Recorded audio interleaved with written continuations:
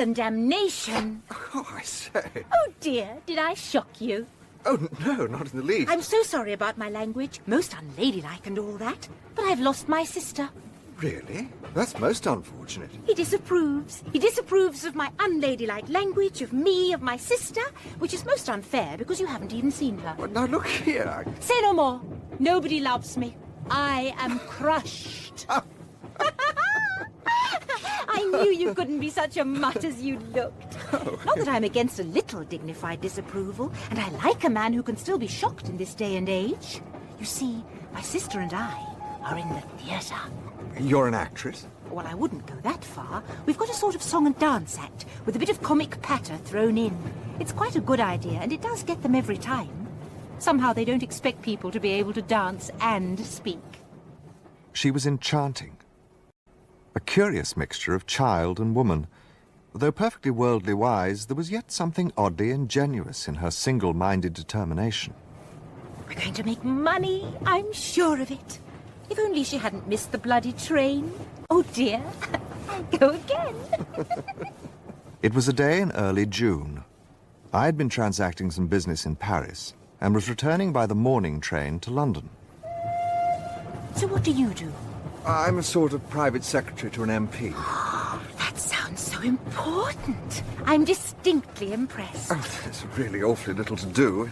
Usually a couple of hours a day sees me through. It's pretty dull, too. I don't know what I should do if I hadn't something to fall back on. Your etchings? No.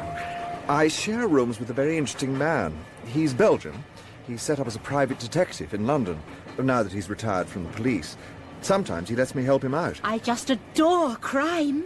I go to all the mysteries at the movies, and when there's a murder on, I simply devour the papers. The miles flew by. We were so absorbed in one another that we were in Calais before we realized it. Goodbye, and I'll mind my language in future. Oh, but surely you'll let me look after you on the boat. Oh, I may not be on it. I've got to find out where that sister of mine has got to. We're going to meet again, surely. Aren't you even going to tell me your name? Cinderella. Ah, Hastings, you are the eternal romantic. You see a girl on the train, you talk to her for a couple of hours, and you do not even know her name. Mon ami, you restore my faith in the absurdity of the human race. And now tell me, what is in the Morning Post? 2 bills, a letter from the Boy Scouts. No doubt they wish me to deliver a lecture. And this, postmarked Merlinville-sur-Mer. Oh, let me see. Well, that's somewhere between Calais and Boulogne, isn't it? Listen to this. Dear Monsieur Poirot, I am in need of the services of a private detective. On account of a secret I possess, I go in daily fear of my life. I am convinced that the danger is imminent, and therefore beg that you lose no time in crossing to France. I will send a car to meet you at Calais if you will wire me when you are arriving. I shall probably need your services for a considerable period of time, as it may be necessary for you to go to Santiago. Oh. P.T. Renault. And there is a postscript. For God's sake, come. You'll go, of course. Of course. There's no time to lose. The Continental Express leaves Victoria at 11. You will accompany me? Oh, but Poirot, I've only just... Oh, come. After all, who will ever notice your absence? Who is this chap, anyway? A well-known South American millionaire. Come, let us pack. At Calais there was no car to meet us, but Poirot did not seem unduly put out and promptly hired one. A little way outside Merlinville, a girl with the figure of a young goddess showed us the rough, narrow road that led to the Renault house, the Villa Geneviève. What did I tell you, Hastings?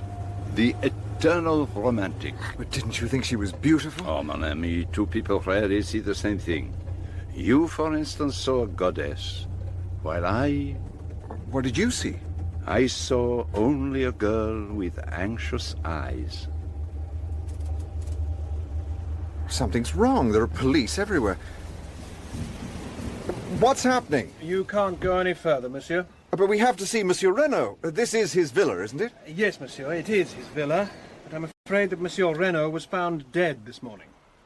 Do you mean he was murdered? I cannot answer any questions, monsieur. Very well.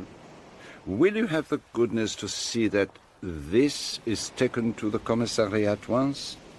What is his name? Inspector Bex. My dear Monsieur Poirot, your arrival is most opportune. You have information to give which may assist us? Possibly you know it already.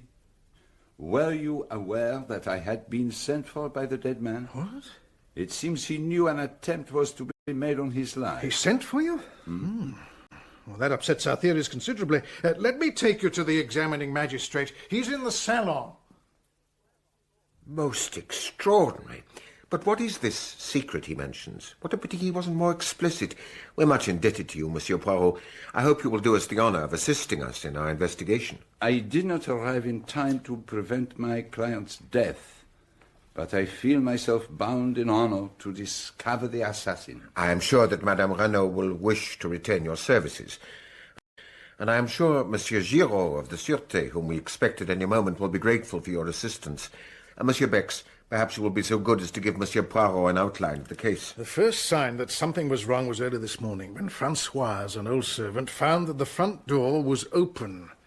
She thought that her master had gone out for a stroll. A little while later, Leonie, the young maid, went to call her mistress and found her gagged and bound, and almost at the same moment news was brought that Monsieur Renaud's body had been discovered. He'd been stabbed in the back. Where was the body found? Well, that is one of the most extraordinary features of the case. The body was lying face downwards in an open grave, just a few yards outside the villa grounds. And how long had he been dead? According to Dr. Durand, he died sometime between midnight and 3 a.m. And Madame Renaud's evidence narrows the time to after 2 a.m. Death must have been instantaneous and naturally could not have been self-inflicted. What did she tell you? We've not been able to question her. She's still under sedation. What have you gathered from the other people who live in the house?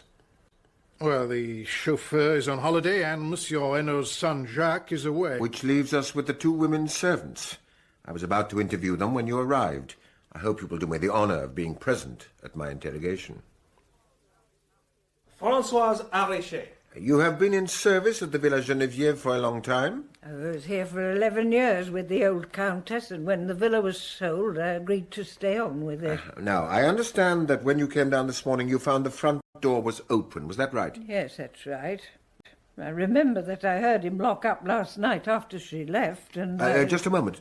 After who had left? The lady who came to see him. And who was she? Well, how should I know? Well, I'm sure you know very well who she was, and you're obliged to tell the police. Who was she? I never thought I'd be mixed up with the police. Very well, I'll tell you. It was Madame Dobray. She often comes round in the evenings. Madame Dobray from the Villa Marguerite? That's the place, just down the road. So you're saying that Monsieur Renaud and Madame Dobray were... Well, I'm not saying anything. She's not so young any longer, but I've seen the way men look at her when she goes down the street. And just lately, she's had more money to spend. Everyone's noticed. And can you tell us what time Monsieur Renaud let her out? About 25 minutes past 10. Do you know what time he went to bed? I heard him come up about 10 minutes after we did. The stairs creak so that you can hear anyone going up and down. Thank you, Françoise. That will be all. Leonie Hollande.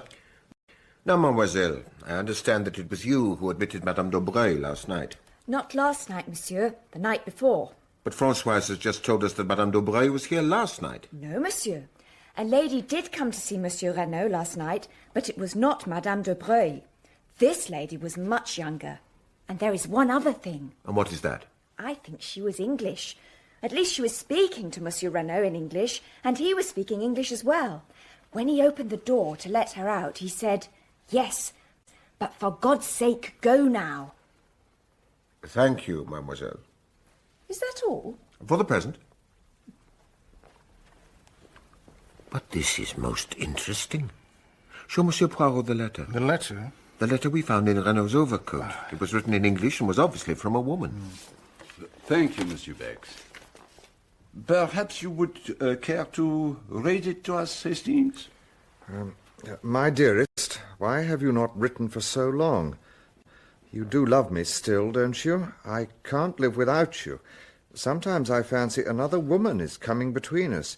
If that is so, take care. I'd as soon kill you as lose you to another woman. I mean it. How can I convince you how much I love you? Your own adoring Bella. And what do you make of it, monsieur? It would seem to offer a very simple explanation for the murder. But crime passionnel does not really answer to the facts of the case. It does not account for the masked men or for Renault's letter to you. Though there is one other thing. And what is that? The dead man's will. Take a look. Everything left unconditionally to his beloved wife Eloise. Simply drawn up, but perfectly legal. Perhaps you have not noticed... The date? Yes, I noticed it. A fortnight ago. Possibly it marks his first intimation of danger. Don't you think it's a little hard on his son? It leaves him entirely dependent on his mother, and if she were to marry again... Oh, man is a vain animal. Doubtless Monsieur Renault was certain that his wife would never marry again. Or perhaps he thought it would be wiser to leave all the money in his wife's hands. The sons of rich men are notoriously wild. It may be as you say. And now, I am sure you would like to visit the scene of the crime. Monsieur Bex will show you where the body was found. This way, gentlemen. Just a moment, if you please.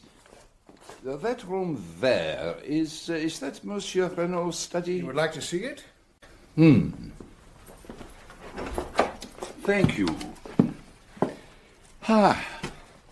Monsieur Renault was evidently a man of taste and order.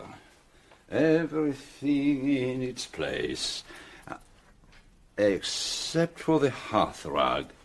It is crooked. What have you found? A scrap of paper. In France, as in England, the domestics omit to sweep under mats. Do you see what it is? A fragment of a cheque. It appears to be made out to someone named Duveen. And if I am not mistaken, the handwriting is that of Monsieur Renault. I really cannot imagine how I came to overlook this. Renault's chequebook was on his desk. I remember noting that, but the last counterfoil is blank. The murdered man's body lay in a shed at the back of the house. Monsieur Renault looked to be about 50 years of age. His skin was deeply bronzed. On his face was an expression of absolute amazement and terror. Have you any idea with what weapon the crime was committed? It was left in the wound. Here it is. Yeah, it looks like a paper knife. It is remarkably sharp. A nice little tool for murder. No fingerprints? None. Monsieur? Yes? What is it? Madame is much recovered and ready to receive the examining magistrate. Well, tell Monsieur Autet and say that we will come at once. Very good, monsieur. Monsieur Renault wore only underclothes under his overcoat? Yes.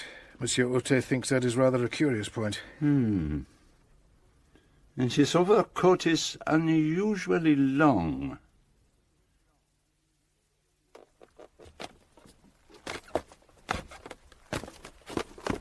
Take care. The stairs are rather worn. And noisy, too. They creak fit to wake the dead. Servants' quarters are along there. Come in.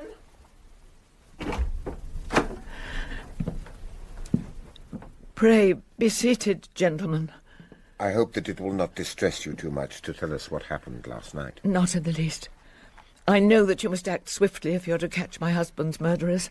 It might tire you less if I were to ask you questions. Now, what is the first thing you remember?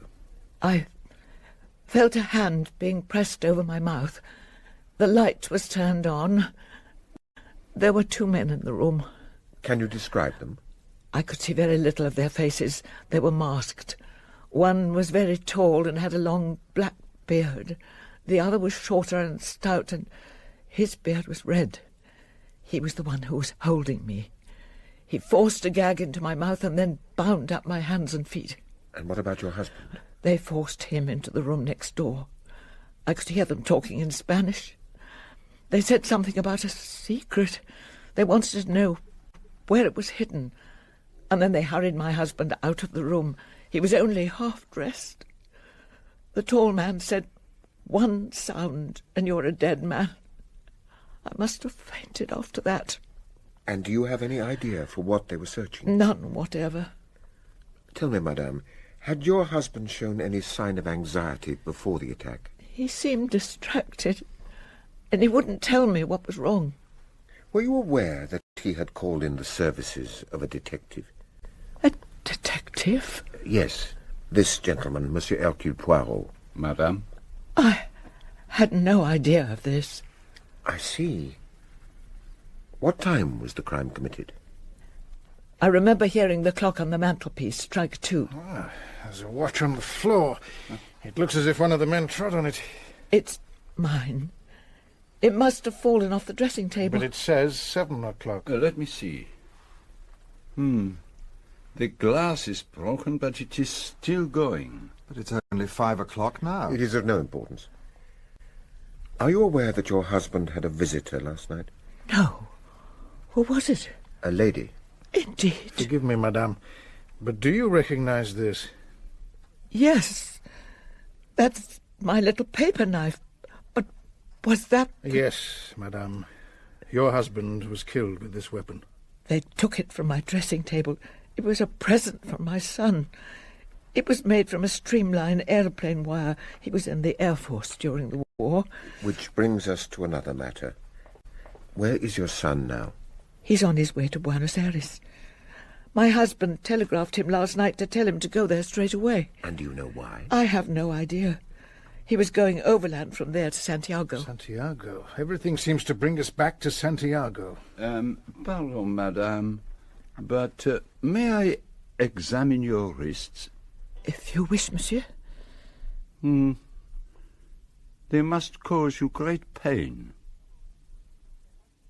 There was a look of disappointment in his eyes. The magistrate led Madame Renaud down the stairs and out to the shed to identify the body. Are you ready, madame? Yes, monsieur. Oh, my God. Paul, my beloved. Oh, madame. Hastings, I am an imbecile. If ever there was love and grief in a woman's voice, I heard it then. I must start again. Beck set off for the scene of the crime, but Poirot stopped by the flower beds on either side of the steps leading up to the front door. The murderer could easily have climbed up to the bedroom by that tree on the left. But they could not have done so without leaving footsteps in the flower bed. You are right. And there is not the least sign. But in the other flower bed, there are plenty of footprints. I think you'll find they are those of the gardener. So you think they are of no importance? Not the least. Bex led us along a path bordered by a shrubbery on either side. Suddenly we emerged onto a wide stretch of open downs with a distant view of the sea. It was a golf course. The links will not be open until next month. It was the men who were working on them who discovered the body this morning. In that pit over there. But there's someone there now. My men have had strict orders to allow no one to interfere. I am not exactly no one, Monsieur Bex, and I have every right. My dear Monsieur Giraud. Gentlemen, this is Monsieur Giraud of the Sûreté.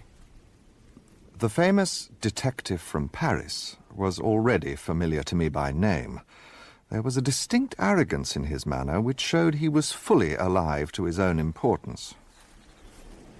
Poirot, I know you by name. You cut quite a figure in the old days, didn't you? Crimes do not change much over the years. The police should have been prevented from trampling all over the place. But the vital evidence is still there. The external signs, that is what you seek? Of course. You see that spade? It was used to dig the grave. And those gloves at your feet? Reynaud's spade and Reynaud's gloves. The man was stabbed with his own dagger. His own gloves held his own spade with which his grave was dug. And this piece of lead piping. Did this belong to the murdered man? It may have been lying around for weeks. Anyway, it doesn't interest me. It interests me. But no matter. Monsieur Bex, what is the meaning of this white line that extends all the way around the grave? Is it the work of your men? No, Monsieur Poirot. It is part of the work on the golf course. It is the outline of a bunker. But what a curious place to bury a body. Huh? When the men began to dig up the ground, all would be discovered. Exactly. Which proves that the murderers were strangers to the place. Unless, of course, they wanted the body to be discovered. Which is clearly absurd, is it not? I must admit I was beginning to worry that Poirot was losing his grip. He continued to mutter on to himself about the lead piping and the broken wristwatch. He proved that the footprints in the flower bed were made by the gardener's boots, and he did not seem in the least impressed by Monsieur Otte's discovery that Madame de Broglie had paid 200,000 francs into her bank account in the last 6 weeks. It is getting late, but I think we should pay her a visit. It is possible that he may have told her the secret he did not confide to his wife. We walked through the cool of the evening to the Villa Marguerite. She's lived here for many years. Very quiet, very unobtrusive. And then I realized that the villa was the home of the beautiful girl with the figure of a goddess. Monsieur, what do you want? She was more beautiful than I had remembered, but deathly white and very ill at ease. She led us through to her mother's room. But what possible help can I be to you? We have reason to believe, madame, that you were an intimate friend of Monsieur Renaud. What are you saying? That you frequently visited his villa in the evening, is that so? I deny your right to ask me such a question. Madame, we are investigating a murder. I had nothing to do with the murder. We do not say that for a moment. But you knew the dead man well. Did he ever talk about any danger that threatened him? Never. Nor of any enemies he may have made in South America. He said nothing. I really cannot see why you should come to me. Cannot his wife tell you what you want to know? Sometimes, madame, a man tells his mistress what he does not always tell his wife. Have the goodness to leave my house, monsieur. We left the Villa Marguerite like a shamefaced pack of schoolboys. Otte and Bex went back to the scene of the crime. Poirot and I set off towards the Hôtel des Bains in Merlinville, where we had booked rooms. The French police system is marvelous. The information they possess about everyone's life. Monsieur! Monsieur. I beg your pardon. I should not do this, I know. You must not tell my mother. Of course not, mademoiselle. Is it true that you are the detective Monsieur Renaud called in before he died? Yes, it is quite true. But how did you learn it? Françoise told our maid. Ah, well, mademoiselle, what is it you want to know? Is anyone suspected of the crime? Why do you want to know? Monsieur Renaud was always very kind to me. It is natural that I should be interested. I see. Well, mademoiselle, suspicion at present is hovering around 2 persons. 2? Their names are unknown, but they are presumed to be Chileans from Santiago. And now you see what comes of being young and beautiful. I have betrayed professional secrets for you. Come, Hastings, we must be getting back to our hotel. Goodbye, mademoiselle. Goodbye, monsieur, and thank you. Nowhere to hang my clothes, no one to polish my shoes. You are not listening to me, Hastings. What was that? I have seen that look on your face before. Do not set your heart on Mademoiselle de Broglie. She is not for you. She has the face of an angel. Some of the greatest criminals I have known had the faces of angels. A malformation of the little grey cells may coincide quite easily with the face of a Madonna. You can't suspect that poor innocent girl. If only I could remember where I had seen that face. Mademoiselle Marthe? No, her mother's. It was a long time ago when I was still with the police in Belgium. I have never actually seen her before, but I have seen her picture, and I rather fancy I may be mistaken, but I fancy it was a murder case. We were up at the villa early next morning. Poirot started to draw out the young maid, Léonie, on the subject of a quarrel she had overheard between Monsieur Renaud and his son. I was dusting the salon and I saw him pass, and his face was white with 2 burning spots of red. I had a mind to take another look at the scene of the crime. I fought my way through the shrubbery and found myself on the links, some 100 yards away from where the murder had been committed.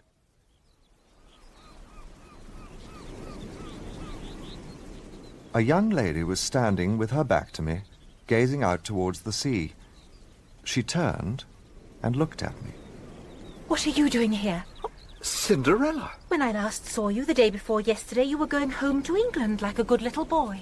When I last saw you, you were trotting home with your sister like a good little girl. How is your sister? How kind of you to ask. She's quite well, thank you. She is here with you? She remained in town. I don't believe you've got a sister. What are you doing here, anyway? Resting, I suppose you've heard of the term. And what are you doing here? You remember that I told you I had a great friend who was a detective? I remember. And perhaps you've heard of this murder at the Villa Marguerite. You don't mean to say you're on that? As a matter of fact, I am. Oh, then you must take me to see everything. How do you mean? The place where it happened and the murder weapon and any fingerprints or interesting things like that. I've never had a chance of being right in on a murder like this. Oh, please. I didn't need much persuasion. I told her most of what I knew. I showed her where the body had been discovered. I even got the key of the little shed and showed her the body itself. Oh, it's horrible. To think that a few hours ago he was still alive. Do they know how he was killed? He was killed with a dagger. It's in this glass jar here. Oh, there's blood on it! My God! Let's get you out of here. It's been too much for you. No. I'll be all right. Get me some water quickly. I rushed off to the house. Fortunately, none of the servants was about, and I was able to secure a glass of water unobserved and add a few drops of brandy from my pocket flask. Oh, thanks. Oh, that's better. Why did you let me go in there? Because you insisted. It was your idea. I suppose it was. Well, I'd better be off. But you can't go just like that. You're not well. Nonsense, I'm quite all right now. Won't you let me come with you? There is nothing wrong with me, I assure you. You've been very kind. I hope you won't get into trouble for showing me things. Don't give it a second thought, but you haven't told me your address. Oh, I'm staying at the Hotel de Phare. It's a little place, but quite good. Come and look me up tomorrow. It wasn't until I got back to the villa that I realized I still didn't know her name. I found Poirot in the drawing room, doing his best to preserve his patience with the appalling Giraud. Monsieur Otet preserved an aloof silence. What do you see there? A cigarette end and a match. And what does that tell you? It tells me nothing. Obviously, you haven't made a study of these things. It is no ordinary match. It comes from South America. Luckily, it was unlit. Otherwise, I might not have recognized it. Evidently, one of the assassins threw away his cigarette and lit another, spilling one match out of the box as he did so. And the other match? Which match? The one he did light his cigarette with? You have found that also? It is of no importance. The cigarette end is enough. It is a South American cigarette with licorice pectoral paper. But it is only 4 years since Monsieur Renaud returned from South America. Might not the cigarette and match belong to him? No. I have already searched among the effects of Monsieur Renaud.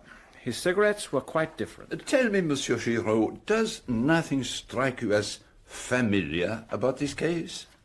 Is there nothing it reminds you of? I can't say offhand. I don't think so. Nevertheless, a crime almost precisely similar has been committed before. When and where? That unfortunately I can't for the moment remember, but I shall do so. I hoped you might be able to assist me. There have been many affairs of masked men. Man is an unoriginal animal. If he commits a crime, any other crime he commits will resemble it closely. The English murderer who disposed of his wives by drowning them in their baths is a case in point. Where is all this getting us?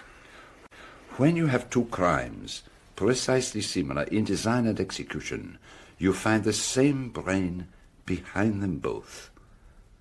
I am looking for that brain, Monsieur Giraud, and I shall find it. I'm sorry, monsieur, but he insisted... Forgive me for disturbing you. Who the devil are you? What do you mean by bursting into the room? I suspect he has every right to do so. You are Jacques Renaud, isn't that so? That is correct. So you did not sail on the Anzora? The ship was delayed for 24 hours by engine trouble. I happened to buy an evening paper and saw the report of my father's death. Sit down, Monsieur Renaud. It must have been a terrible shock for you to learn the news as you did. I hope you will not feel that we are too insensitive if we I'm at your disposal. Ask me any questions you please. I understand that the journey was undertaken at your father's request. That is so. Here's the telegram he sent. Proceed immediately Cherbourg, Anzora, sailing tonight Buenos Aires. Ultimate destination Santiago. Further instructions await you at Buenos Aires. You have been a good deal in South America, I think. I was there as a child, but I was educated in England, and when the war came, I served in the Royal Flying Corps. If you will permit, I would like to put a question to Monsieur Renaud. By all means, if you wish. Were you on good terms with your father? Certainly I was. So there is no truth in the assertion that you had a violent quarrel with him on the eve of your departure for Paris? We did have an argument. And did you say something like, "When you are dead, I can do as I please"? I must request an answer. I dare say I said that. I was very angry. And what was the subject of your quarrel? I decline to answer that. Monsieur Renaud, it is not permitted to trifle with the law. I will inform you if you like, monsieur. You know Poirot? Certainly I do. The subject of the quarrel was Mademoiselle Marthe d'Aubray. How the devil do you know that? Is that so, monsieur? Yes, it is. I love Mademoiselle d'Aubray, and I wish to marry her. When I informed my father of the fact, he flew at once into a violent rage. Well, naturally, I couldn't stand having the girl I love insulted, and I, too, lost my temper and said what I said. You were aware, then, of the terms of your father's will? I knew he'd left half his fortune to me, and the other half to my mother, to come to me after her death. Do you recall an unusual present you gave to your mother, a paper knife? The one I made from aeroplane wire. It was the weapon which killed your father. May I see it? Your mother has already identified it, but of course you shall see it. If I might trouble you, Monsieur Beck? Certainly. I will fetch it immediately.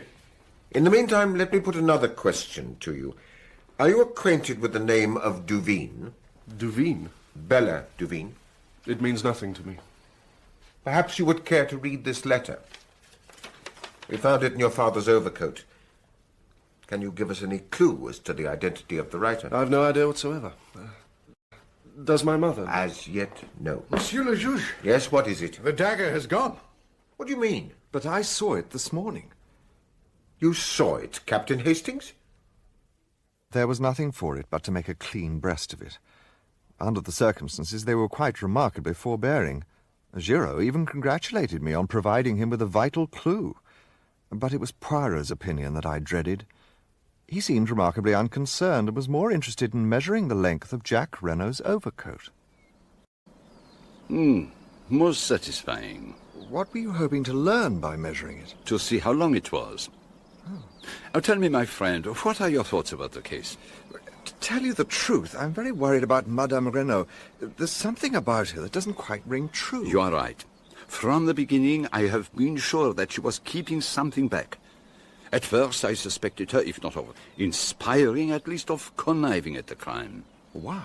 By the new will, she is the only person to benefit from her husband's death. You may have noticed that I took an early opportunity of examining her wrists. I wished to see whether there was any possibility she had bound herself. And had she? The cords had been drawn so tight as to cut into the flesh. There was no possibility she could have done it. But still there was something familiar about the story of the masked men and the secret. And there was the little matter of the wristwatch. What about it? Now, it is time to employ the little grey cells, my friend. When did the crime take place? Madame Renaud said she heard the clock strike 2 while the men were in the room. And she was lying. The crime took place at least 2 hours earlier. For some reason, it was imperative that it should appear to have taken place later than it actually did. You have heard of a smashed watch recording the exact hour of the crime?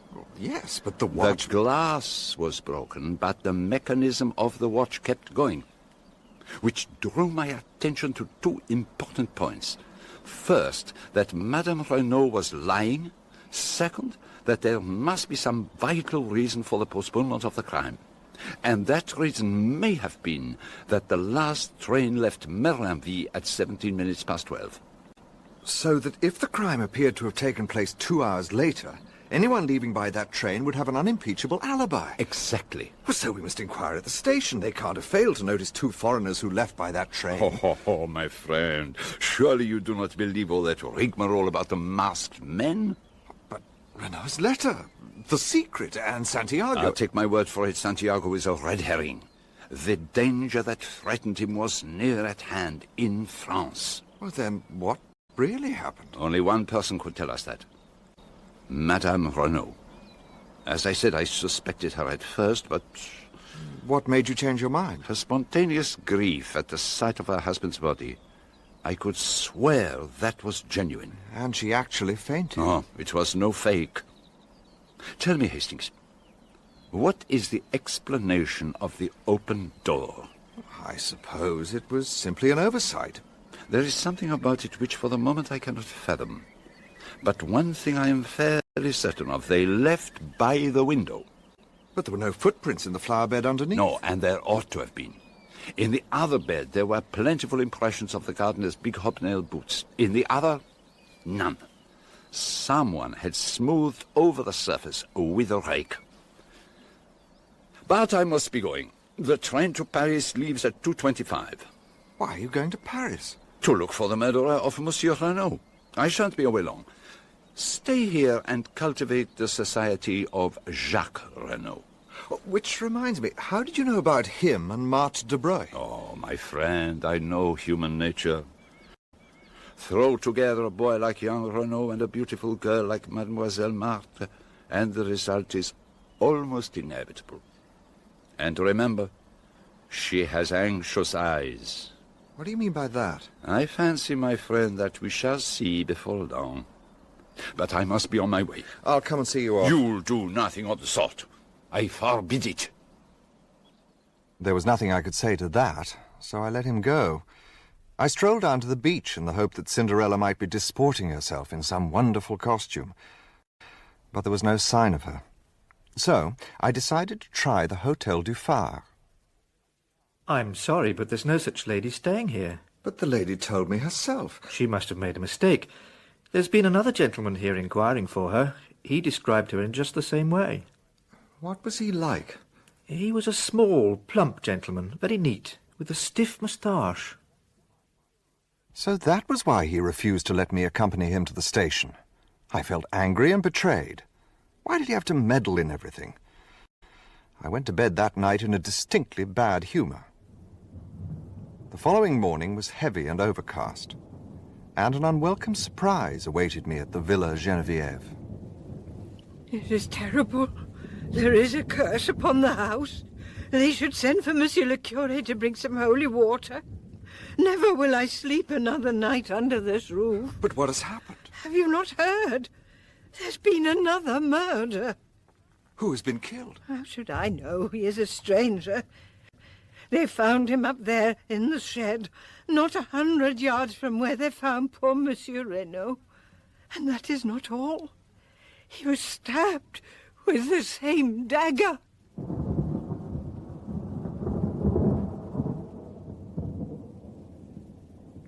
I am expecting the doctor at any moment, although we hardly need him. When was it done? Last night? I don't lay down the law on medical evidence, but the man's been dead well over 12 hours. When did you say you last saw that dagger? About 10 o'clock yesterday morning. Then it was probably not long after that. The body was dragged in here after the killing by 2 people. They've been careful to obliterate their tracks, but I can see well enough the unmistakable prints of a woman's shoe. She is here, monsieur. Show her in. Madame Renaud, This is the man. Do you know him? No. I have never seen him in my life. You do not recognize him as one of your assailants? No. I do not think so. Thank you, madame. That is all. The doctor is here.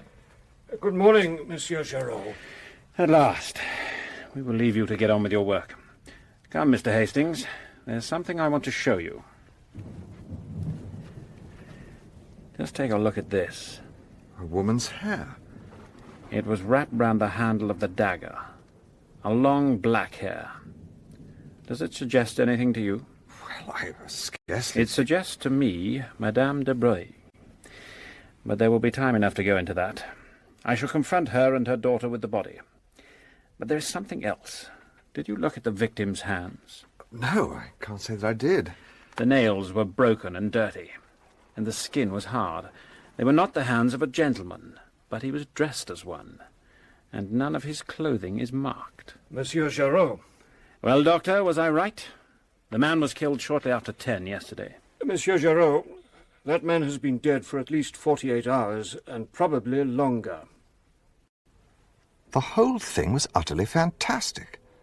And then a telegram arrived from Poirot. His train would arrive at Merlinville at 12:28. Needless to say, it was late. It occurred to me that I might pass the time by asking a few questions as to who had left by train on the night of the murder. No, monsieur, there were no foreigners. Very few people took the train. I would certainly have noticed. Did young Monsieur Renaud leave by that train? Oh, no, monsieur. What possible reason could he have for arriving and departing within half an hour? You mean that he arrived at Merlinville that evening? By the last train, 11:40. Ah, mon cher ami, how good of you to come and meet me. Oh, I thought that was what you expected. Now, I have succeeded beyond all expectations. Congratulations. Have you heard the latest here? No, how could I possibly hear anything? We must go up to the villa at once. There has been another murder. Another murder? Ah, then all my ideas are wrong. I have failed. It demolishes my theory. It ruins everything. Oh, no, it is impossible. I cannot be wrong. Unless... Unless what? Unless the victim is a man of middle age, his body was found in the locked shed near the scene of the crime and had been dead at least 48 hours. Oh, you're pulling my leg. You've heard all about it already. Would I do such a thing? No, I assure you that I have heard nothing whatsoever. Then how on earth can you know that? I was right then. Ha! The little grey cells, they told me. Come, let us cut across the golf links. I want to take a look at the body. Why are you so interested in a bundle of rags? What do you make of them? Old clothes of the gardeners. If you say so. Dr. Durand. What is it? There is foam on the lips. You observed it? I didn't notice it, I must admit. But you observe it now? Oh, certainly. It is a very strange wound. It has not bled. Now, what do you think, Doctor? And the dagger is slightly discolored, that is all. I agree it is most abnormal. It is not abnormal at all. It is perfectly simple. The man was stabbed after he was dead. You noticed, of course, Monsieur Giraud. Certainly I noticed. But how was he killed, Poirot? He was not killed. He died. He died, if I am not much mistaken, of an epileptic fit. Poirot was the hero of the hour, but he was terribly concerned that his moustaches had grown limp in the heat of the railway journey, and we returned to the hotel. And just look at my tie. It is a disgrace. Could you pass me the pomade? Here you are. Why did you go to Paris? To find this newspaper cutting. You recognize the photograph? Madame de Breuil. No. Not quite correct, my friend. She did not call herself by that name in those days. That is the notorious Madame Beroldy. Madame Beroldy? Do you remember the name? Wasn't she the one who was accused of murdering her husband? Just so. She was found in her bedroom, bound hand and foot with her husband dead beside her, and there was some story about masked Russians, but... Yes, that's just like... No. Do not agitate me. The moustaches are at a critical point. And there were two other men in the case, a lawyer called Georges Conneau, who was supposed to have been her lover, and a rich American called... Hiram P. Trapp. And she was supposed to have got Conneau to murder her husband so that she would be free to marry the millionaire. And when Conneau found that he had been used by her, he wrote to the prosecutor making a public confession. He was never found, and she, somehow or other, was acquitted. She swore that she had nothing to do with the planning of the crime, that Conneau had killed her husband out of love for her, and that the first she knew of it was when she saw Conneau standing over her with the blood-stained knife in his hand. But didn't they prove she could easily have got out of her bonds? They did, but she was a very beautiful woman, and her address to the jury was a masterpiece. She had a small child, I remember. A little girl. Whatever became of her? She left to begin a new life in Paris, and nothing more was heard of her. I see everything now. What exactly do you see? But that it was Madame de Broglie who murdered Renaud. Why? What? Why should she murder Renaud? Well, because... You see, we can find no shadow of a motive. She does not benefit by his death. Considered as a mistress or as a blackmailer, she stands to lose. You can't have murder without a motive. And there is something that you are forgetting. And what's that? It was not Madame de Broglie who told us this tale of being tied up by masked men. It was Madame Renaud. And so, we draw nearer to the truth, which is, as always, very curious and interesting. What else have you found out? I have discovered what Monsieur Renaud sent for me to discover. And you know the murderer? I know one murderer. What do you mean? That we have here not one crime, but two. The first I have solved. The second, I must confess I am not sure. But I thought you said the man in the shed died a natural death.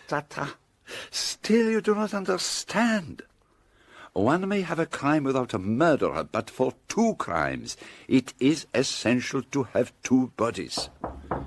Enter. Monsieur Jacques, please come in. You got my little note? Yes, I did. I'm sorry to oblige you to come out here, but you will perhaps understand the atmosphere of the villa is not very congenial to me. Monsieur Giraud and I do not see eye to eye. I can't bear the sight of him. He's an arrogant idiot. Then may I ask a little favor of you? Well, certainly. Would you be so kind as to go to the railway station and take a train to the next station along the line, Abalac? Ask at the cloakroom where the two foreigners left a case there on the night of the murder. Will you do that? Certainly I will. There is a train in a quarter of an hour, and I must ask you not to return to the villa, as I have no wish for Giraud to get an inkling of your errand. I'll go straight to the station. Yeah, just a moment. There is one other thing. Why did you not tell Monsieur Auteuil that you were in Merlinby on the night of the murder? Because I was not in Merlinby. I was in Cherbourg. But the staff at the railway station say you arrived by the 11:40 train. Do they? Are you accusing me of murdering my father? I should like an explanation. I came to see my fiancée, Mademoiselle de Broglie. I was about to go away for a long time. I did not want the whole world to know about us. And did you see her? Yes. And afterwards? I found I'd missed the last train. I walked to Beauvais and got a car to take me to Cherbourg.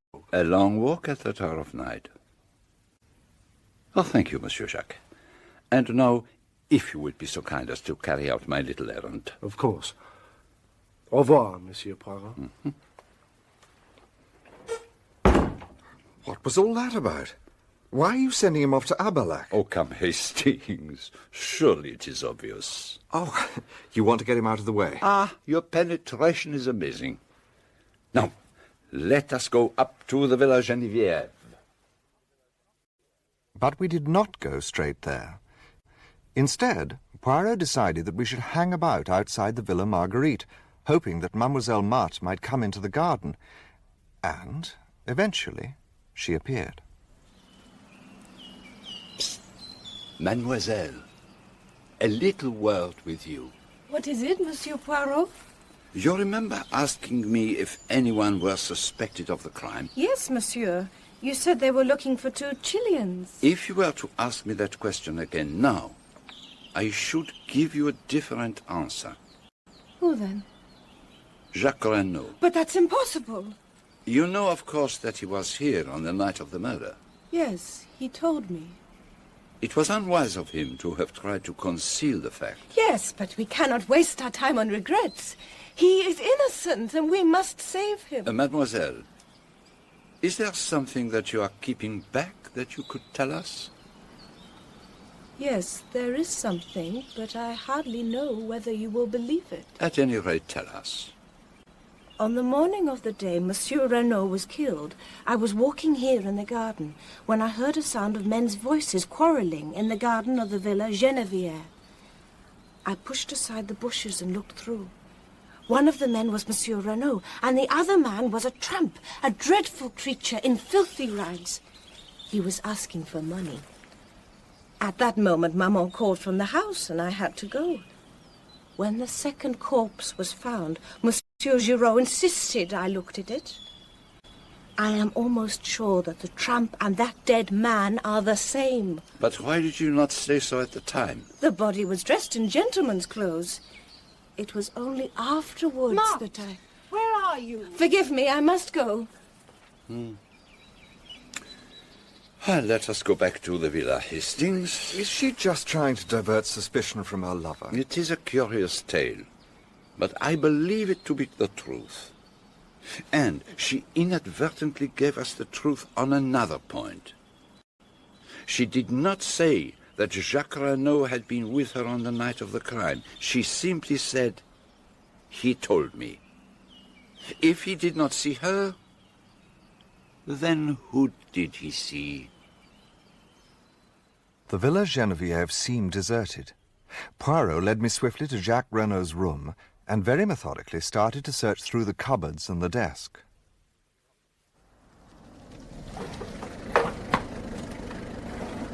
What is it? A car's just driven up. It's Giraud with Jacques Renaud and 2 gendarmes. Oh, that stupid animal could not wait. I shall not be able to replace the things in this drawer with the proper method. But, I have found what I wanted. Come. What is happening? Where are you taking my son? He is under arrest for the murder of his father. What? It's not true. It can't be true. Before anyone could get to her, she fell heavily down the stairs. Poirot was instantly at her side. She has cut her head badly, and I fancy there is slight concussion here. But she must make a statement. Then you will have to wait. She will probably be unconscious for at least a week. A doctor was sent for, and we left Madame Renaud in the capable hands of Françoise. Giraud went off with his captive. Poirot decided he wanted sea air. We will sit on this little mound and review the case. Do you believe Jack is guilty? There is just a chance of it. But Giraud, of course, has got it wrong. The gravest charge against Jacques Renaud is known only to me. What is that? Now, if you would use your little grey cells and see the whole case as clearly as I do, you too would perceive it. Think, my friend. Arrange your ideas. Be methodical. There is one thing. Well? There's someone we've forgotten. And who is that? Georges Conner. Excellent. Carry on. Well, he disappeared 20 years ago, but we've no reason to suppose he's dead. Proceed. Therefore, we will assume that he's alive. Perhaps. Or that he was alive until recently. Better. Let us presume that he's fallen on evil times. He's become a tramp. And quite by chance, he comes to Melunville. And there he finds the woman he never ceased to love. Always the romantic. No. Let me go on. He finds that she has a new lover, Monsieur Renaud. He lies in wait for him as he comes to meet his mistress and stabs him in the back. There's a terrible scene with Madame de Broglie, and he suddenly falls down in an epileptic fit. Jacques Renaud suddenly appears... No. This is a tale for the cinema. It bears no sort of resemblance to everyday life. Well, I admit I haven't got into all the details, On the contrary, you have ignored every one of them. Now, let us start from the basic fact of Georges Renaud. It is possible that he contrived Madame Beroldi's story about being tied up by Russians all those years ago. It is equally possible that he contrived the tying up of Madame Renaud. He is the most likely person to be behind the affair. Now, let us go through the case chronologically. You have a notebook and pencil? Yeah. Good. 23rd of May. Monsieur Renaud quarrels with his son over the latter's wish to marry Marthe de Broglie. Son leaves for Paris. 24th of May. Monsieur Renaud alters his will, leaving entire control of his fortune in his wife's hands. 7th of June. Quarrel with tramp in garden. Letter written to Hercule Poirot imploring assistance. Telegram sent to Jacques Renaud telling him to proceed to Buenos Aires. Chauffeur sent on holiday. Visit of a lady that evening. But who was she? The woman called Bella Duveen, his mistress. And how do we know that? By the letter found in his overcoat. But what makes you think that letter was written to him? Well, it was in the overcoat. Are you suggesting it was planted? I am suggesting it was not his overcoat. You remember that on examining the dead man's overcoat I suggested that it was overlong? I also measured the overcoat of Jacques Renaud. It was short. So, when he flung out of the house for Paris after the row with his father, he took the wrong overcoat. So, the letter was written to Jacques Renaud. Exactly. So, now we know why Bella Duveen came to the villa that night, though whether she hoped to see Jacques also, we do not know. She told Monsieur Renaud she had a claim on Jacques and showed him letters Jacques had written to her. The older man tried to buy her off by writing a check, which she tore up. In the end, he got rid of her, and you remember the words overheard by the maid Leonie? Yes, but for God's sake, go now. He was desperately anxious to get her out of the way. Time was slipping by, and for some reason, time was precious. Why should it be? That is what we must ask ourselves. Time was important. Do not forget the incident of the wristwatch. You always keep coming back to that. I don't see where all this is leading us. Why can't you simply tell me who killed Monsieur Renaud? That is just what I am not sure of. That's typical. You ridicule all my ideas, but when it comes down to it... Patience, my friend. Remember, it is 2 crimes we are investigating, for which, as I have pointed out, we have the necessary 2 bodies. Now, let me ask a question. Whom do we believe to have planned the crime? You've just told me. Georges Renaud. And we know the crime to be a fake. And that Madame Renaud is lying to protect someone. Perhaps her son, perhaps the man she loves. But if Renaud planned the crime and she did it for the man she loved, then she loves Georges Renaud. If you look at it like that... Who then is Georges Renaud? The tramp. Have we any evidence to show that she loved the tramp? No. Now, ask yourself, whom Madame Renaud did love? Whom did she love so dearly that when she saw his dead body she fell down in a faint? Her husband. Her husband. Or Georges Renaud. Whichever you like to call him. Oh, but that's impossible. How impossible? Because it would mean that Renaud planned his own murder. Well, mon ami, that is exactly what he did do. But how could any man in his right mind... There is one detail that perhaps escapes you. He did not intend to die. It is almost simple, really. Georges Renaud flies from Justice to Canada. There, under an assumed name, he marries and goes to South America, where he acquires a large fortune.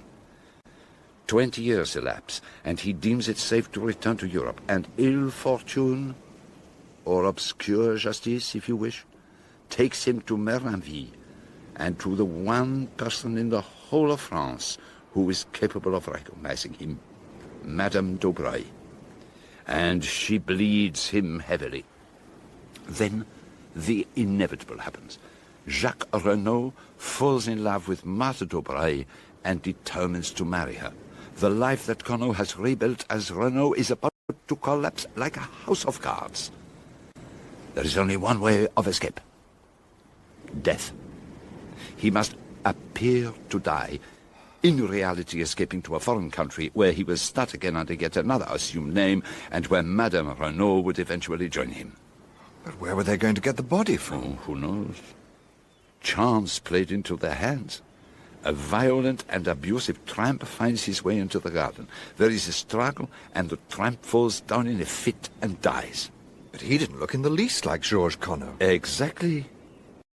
So the identification must rest solely on Madame Renaud's evidence. The chauffeur and Jacques Renaud are both got out of the way, and having heard of me as a rather obscure elderly detective, he wrote his appeal for help, knowing that when I arrived, the production of the letter would have a profound effect. So, they dressed the body in a suit of Renaud's clothes, and Renaud, or Conneau, or whatever you call him, was going to shuffle off on the last train dressed in the tramp's clothes. So he binds and gags Madame Renaud, and then slips out in his overcoat to bury the body on the golf course where it will easily be found. Excellent. Just so. Well, then what happened? Then the justice that he had so long eluded overtakes him. An unknown hand stabs him in the back. Now, Hastings, you understand what I mean when I talk of two crimes. What about the piece of lead piping? Ha! Bravo! You remember it. To disfigure the victim's face so that it would be unrecognizable. And the dagger?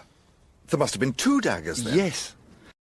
They stabbed the tramp with one dagger to give credence to Madame Renaud's tale. The second killed Conneau himself. Jacques must have had two daggers made. So, what now? Now we must start all over again. What time is the afternoon boat from Calais? About 5, I believe. That will do very well. We shall just have time. Why are we going back to England? To find a possible witness. Who? Miss Bella Duvin.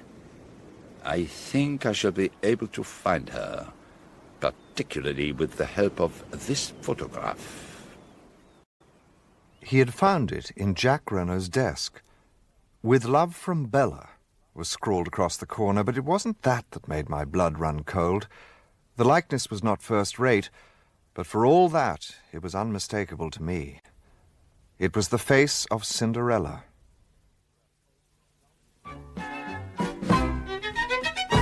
The Dulcibella Kids.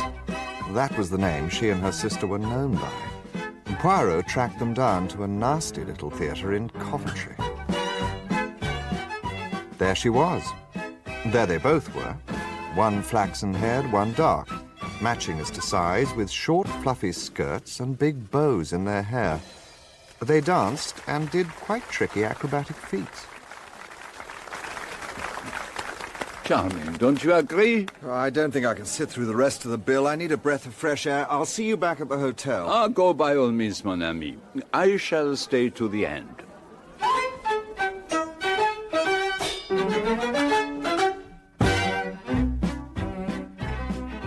It was only a few steps from the theatre to our hotel. I took a large whisky and soda up to the sitting room and sat staring into the dwindling fire. Suddenly, I was aware of someone standing behind me. I saw you in front. When you got up to go, I slipped on a cloak and came after you. What are you doing here? Was the man with you the detective? Yes. Is he looking for me? Oh, don't cry. Please don't cry. You're safe with me. I'll take care of you. Look, I know everything. Oh, no, but you don't. I think I do. Why did you take the dagger? I was afraid there might be fingerprints on it. Are you going to give me up to the police? Of course I'm not. Why not? Because I love you. You can't. Not if you know. What do you know, then? I know that you came to see Renaud that night. He offered you a cheque and you tore it up, and then you left the house. Go on. What then? I don't know whether you knew Jack Renaud would be coming that night, but you waited. Just before 12, you saw a figure on the golf links, and you recognized the overcoat as Jack's. Go on. You had threatened to kill him in your letter, and now you knew about Mutt. You plunged the dagger into him. I don't believe for a moment that you meant to kill him. You're right. I can see it all as you tell it. And you say you love me, knowing what you do. How can you love me? I don't know. I think love is like that, a thing one cannot help. I don't ask for anything in return. Love him still if you want to, but let me help you. That's all I ask. You think that I love Jack? Not as I love you. Never as I love you. Oh, Cinderella. What a pretty picture. Poirot! Help me! Quick, I'll hold him. Up, Hastings. Is this not a little high-handed? Get out of here, Cinderella, as fast as you can. Oh, mon ami, you do this sort of thing very well. The strong man holds me in his iron grasp, and I am helpless as a child. But all this is uncomfortable and slightly ridiculous. Let us sit down and be calm. You won't go after her. Am I, Giraud? Let me go. Without doubt, I shall be able to find her when the time comes. I suppose I haven't got the right anymore to ask what happens next. On the contrary, we are going back to France without delay. We? Of course. You know very well you can't afford to let Papa Poirot out of your sight. We crossed the channel by the morning boat and went straight back to the Hôtel des Bains. A letter had been left for Poirot at the reception desk. Dear Monsieur Poirot, if you get this, I beg of you to come to my aid. I have no one to turn to, and at all costs, Jacques must be saved. I implore you on my knees to help us. Marthe d'Aubray. You'll go? At once. I was in despair. I had no idea what to do. They won't even let me visit Jacques in prison. I'm going mad. Is it true what they say, that he doesn't deny the crime? I fear so, mademoiselle. But it's impossible. He couldn't have done it. I don't believe it. Neither do I believe it, mademoiselle. But then why doesn't he speak? I don't understand. Perhaps because he is screening someone. Screening someone? Do you mean his mother? I suspected her from the very beginning. Who inherits all that vast fortune? She does. It is easy to wear widow's weeds and play the hypocrite. Mademoiselle, if we are to work together, we must have things clear. First, I will ask you a question. Yes, monsieur? Are you aware of your mother's real name? There. No. Calm yourself, petite. I see that you do know. Now, a second question. Did you know who Monsieur Renaud really was? Monsieur Renaud? Ah, I see you do not know that. Then I shall explain a few of the facts to you, but I must be brief. We have to go to Saint-Omer to be present when Jacques is brought before the court. Please save him, monsieur. I love him so. Save him. Save him. Renaud, do you deny that you were in Merlinville on the night of the crime? I have told you that I was in Cherbourg. He was a changed man. His cheeks had fallen in, and there were deep black circles round his eyes. He made no attempt to defend himself. It was obvious to me that his only concern was to conceal anything that might incriminate Bella. I have no alternative but to commit you for trial. Monsieur Auteuil, I swear that I did not kill my father. Monsieur le juge! Monsieur le juge! How dare you disturb the sitting of the court? There is a lady here who says... Who says what? This is highly irregular. Get out! But a slender figure, dressed all in black, her face hidden by a long veil, had made her way into the courtroom. You are the juge d'instruction, Monsieur Auteuil. She raised her veil, and I was seized with fear. But though as like her as two peas, this was not Cinderella. It was the face I had seen in the photograph Poirot had found in Jack Renault's room. My name is Bella Duveen. I wish to give myself up for the murder of Monsieur Renault. There is a letter for you, mon ami. I suspect it is from your little acrobat. My friend, you will know all by the time you get this. Nothing that I can say will move Bella. She has gone to give herself up. You will know now that I deceived you, and that where you gave me trust, I repaid you with lies. But once I knew that you thought I was Bella, and that you intended to save me, I knew I had to use you to help me save her. So I went on lying. But as soon as Bella read in the paper that Jack had been arrested, it was all up. I'm very tired. I can't write any more. Dulcie Duveen. And you mean to say you knew all along? Yes, my friend.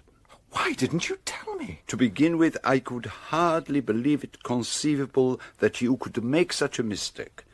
The sisters are very alike, but by no means incapable of distinguishment. Why didn't you tell me that night in the hotel in Coventry? You were rather high-handed in your methods. You did not give me a chance. And I was a little hurt at your want of faith in me. But where am I to find her? There's no address on the letter. There's a French stamp, that's all. No. Do not excite yourself. Leave it to Papa Poirot. I will find her for you as soon as I have a few minutes. Ah, Monsieur Jacques. My heartiest congratulations. I had to come and see you. What's going to happen to Bella? I went through all that to protect her, and now it's all no use. If I were you, I should not distress myself unduly. The French courts are very lenient to youth and beauty and the crime passionnel. I've treated her shamefully. I should have told her the truth after I met Marthe, but I was too much of a coward. Could you tell us exactly what did happen on that terrible evening?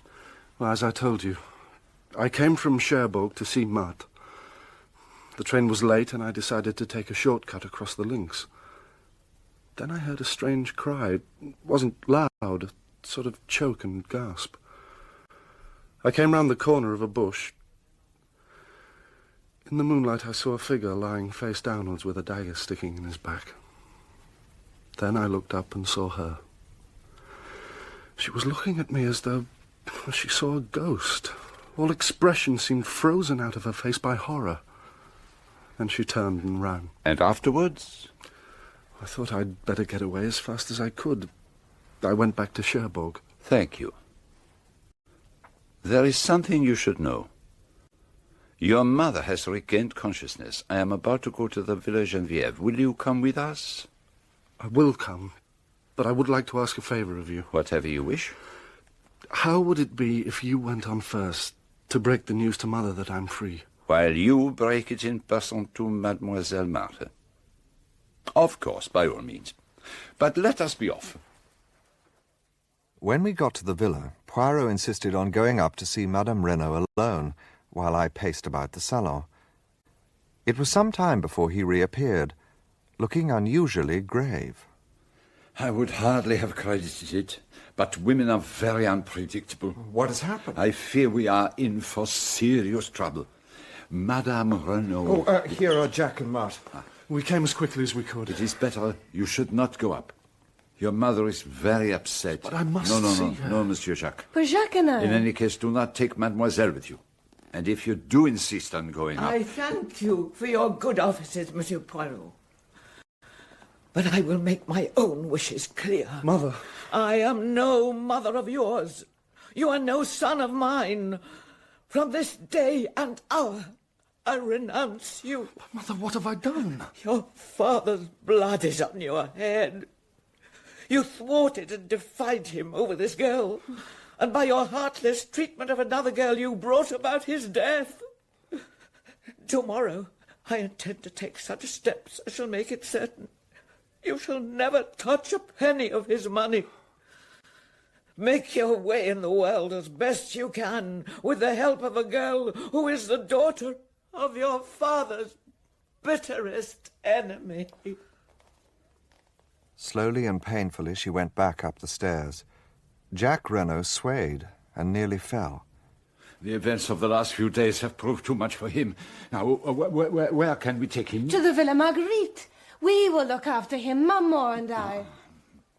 A doctor was sent for, who prescribed perfect rest and quiet, and advised someone to sit up with Jack, but I knew that Martha would do that anyway. Poirot and I went back to the Hotel des Bains. Has an English lady, a Miss Robinson, arrived? Yes, monsieur. She's in the little salon. Good. Come along, Hastings. But who on earth is Miss Robinson? Oh, go on, mon ami. Do you think I wish to trumpet abroad in Meranville the name of Duvine? Cinderella. Thank you, Monsieur Poirot. Now, mes enfants, for the moment we have no time for sentiment. There is work ahead of us. Mademoiselle, were you able to do what I asked you? Here it is. But that's the dagger that... I thought you said you threw it in the sea. Très bien. I am very pleased with you. Now, go now and rest yourself, mademoiselle. Hastings and I have work to do. You shall see him tomorrow. Oh, no. Wherever you're going, I'm coming too. No, but mademoiselle... I'm coming too, and that is that. Oh, very well, but it will not be amusing. In all probability, nothing will happen. It was quite dark now, and there was a cool breeze. Poirot set off in the direction of the Villa Geneviève. But when we were passing the Villa Marguerite... I should like to assure myself that all is well with Jacques Renaud. Come in with me, Hastings. It would be best if Mademoiselle perhaps remained outside. Madame de Broglie might say something which would wound her. Do you see the shadow on the blind up there? That's Martha de Broglie, surely. Then that is where we shall find Jacques Renaud. He is still very feverish, but he is sleeping. That is the great thing. Maman made him a tisane. Is the doctor coming back? Not unless we send for him. We will come again in the morning. Permit me to show you out, monsieur. I hope we have not troubled you, madame. Not at all, monsieur. This is a trying time for us all. At least Monsieur Jacques is in safe hands now. She will sit by his side all night with her embroidery. She wants nothing more than to be with him. If you should need us at any time, do not hesitate to telephone us. We shall be at the Hotel des Bains. Good night, madame. That didn't take you very long. I simply needed to see that all was well. You see the shadow? She is still at her post. Where now? To the Villa Geneviève. The villa was in total darkness. Poirot took up a position behind some bushes in the drive where we had a good view of the house. We were almost immediately underneath the window of Madame Renaud's bedroom. The window was open. I do not expect anything to happen for at least an hour. So what are we supposed to do? Watch Madame Renaud's room. It may be as long as 2 hours. Oh my God! My God, where is she? That didn't come from her room. A light's come on the other side of the house. There are two people fighting. Mi tonnerre! Françoise must have changed her room. Now, quickly, up this tree and through the window. But take care, Dulcie. Take care, nothing. This is child's play to me.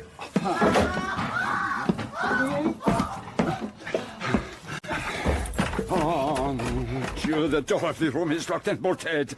It will take too long to burst it open. Where is Françoise? Let me try. No, it is useless. Françoise! Françoise! You're wasting your energy. I'm the only one who can do anything. Huh? Where are you going? I'm going to climb round to the window by the outside. Oh, be careful, you'll be killed. No. You forget she is a professional acrobat. Let us pray she is in time.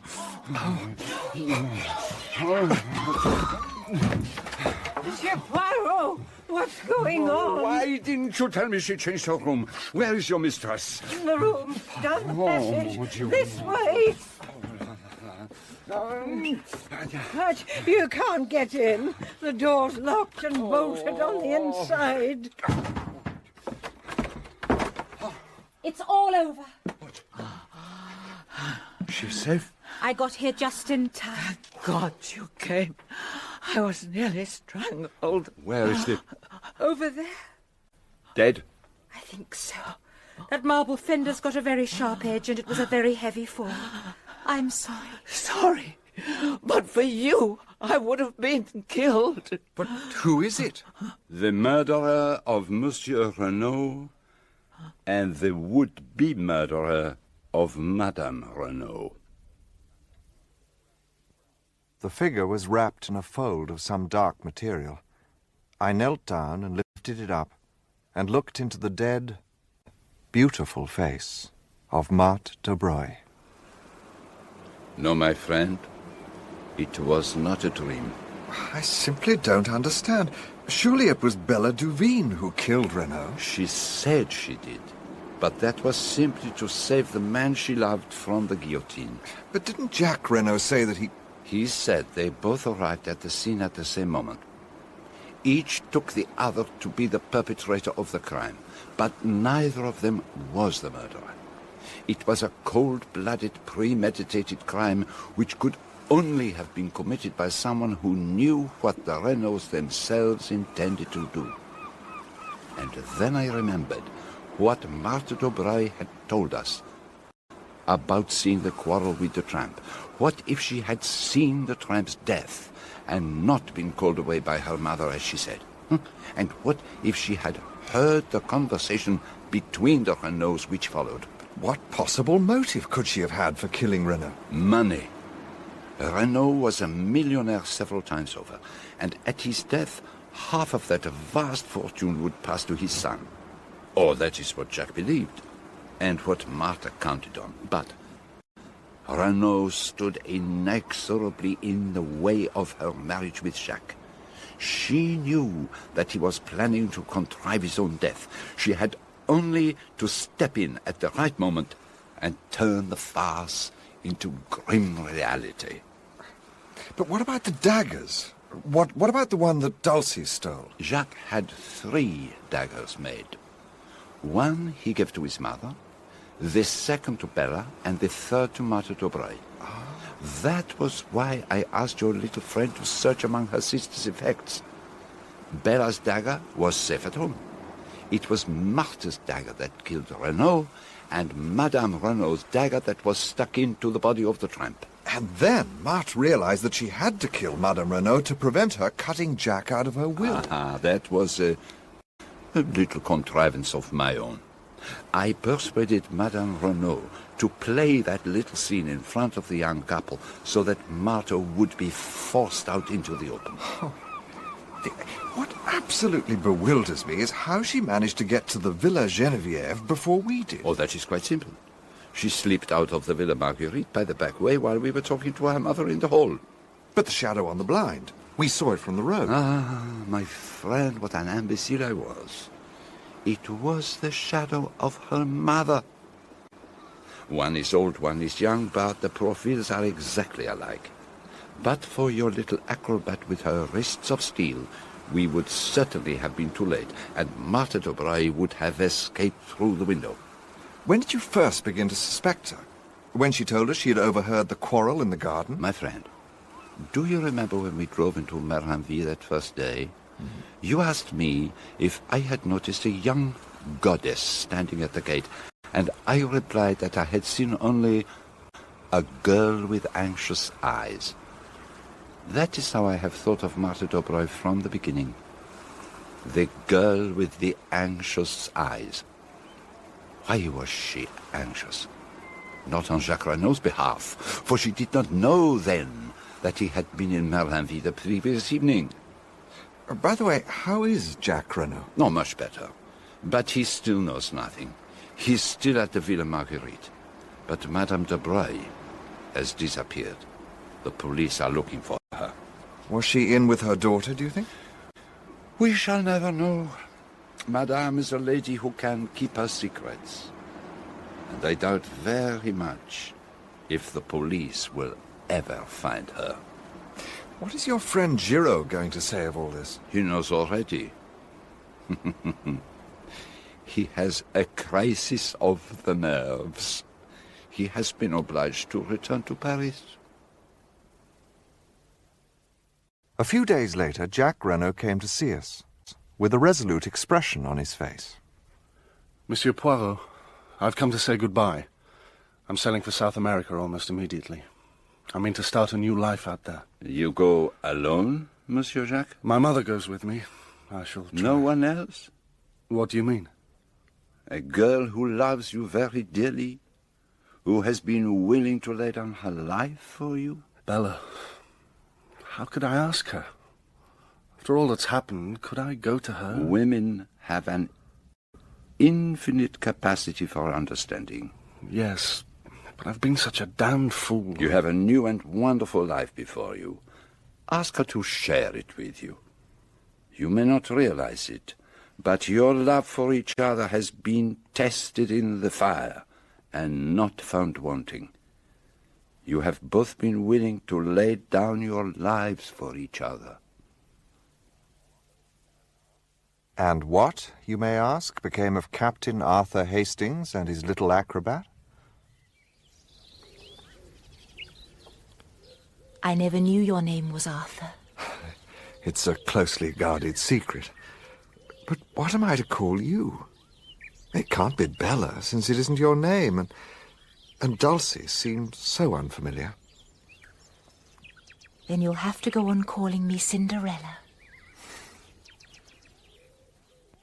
And you all know how the best fairy tales come to an end.